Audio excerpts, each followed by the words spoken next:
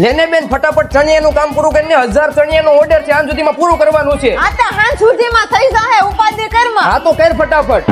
મિત્રો તમે વિચારતા છો હું કામ ધંધે લાગી છે પણ ના હું સુરતના કોટનના ચણિયાના મોટા હોલસેલર પાસે આવી ગઈ એટલે કાઈ ઉપાધિ જ નથી કરવાની. કોટન ચણિયામાં 15 વર્ષથી અમારું હોલસેલનું કામ છે અને એમાં તમારે હોલસેલ કોઈ કરવા માંગતા હોય, દુકાનદારને માલ આપવા માંગતા હોય તો 5 થી 7% ફાયદો રહેશે.